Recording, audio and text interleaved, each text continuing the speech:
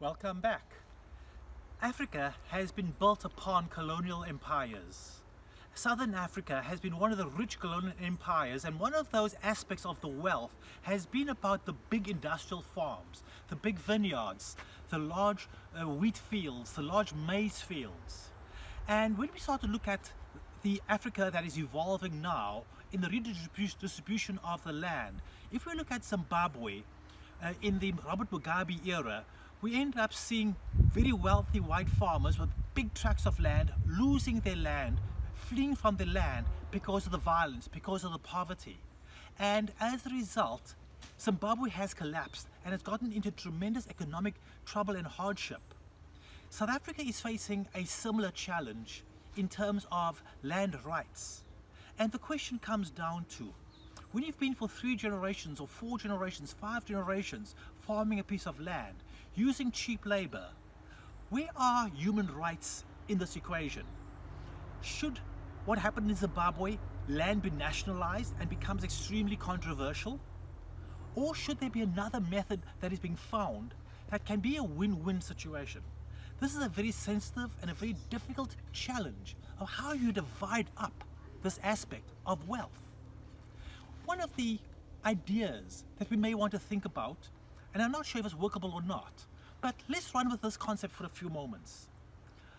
A multi-generational farm family who has lived on that same estate for all of these years and paid their workers very little and became very wealthy off not just the value of their land, but the production of the crops that this workforce has provided.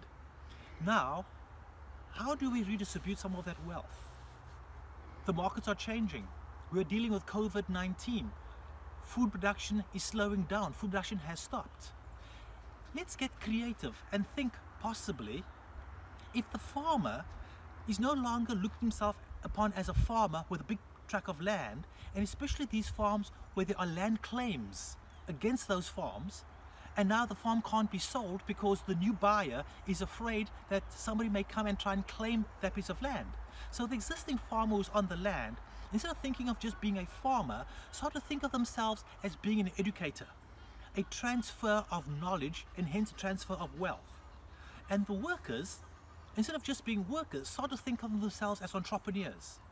How do you combine the transfer of knowledge and wealth to a working force entrepreneurial side? And the government could act almost as the banker and the broker. And hence we come to the situation of a big vast empty piece of land.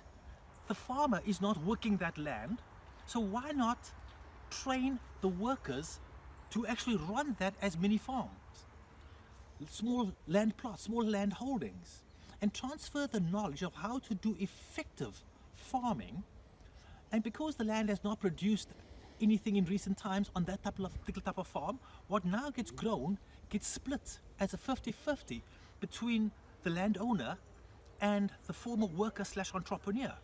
But in that process of splitting it, teach the farmer, the new farmer, how to become more effective in the production of the crop, and they start to buy back the land. And maybe this is where the government acts as the land bank in helping to provide low interest loans, help to settle value components, and saying this is how land should be priced, and here's what land should be paid for, and here is the help. Maybe there is a creative way we can create a win-win that President Cyril Ramaphosa can start to look at what can be done to pick people up and not threaten others. How can we keep people together and truly become a community of solving problems? This may not be the perfect answer, but let us find a place to start addressing the aspect of wealth redistribution, of protection of future generations. This is not about our past.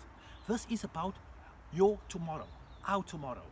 Would love to hear your ideas. You may have some interesting, unique idea out there that maybe we can find a way, be a part of the solution. I'm Neal Petersen. I'm looking forward to hearing from you. Now, let me go and work the land.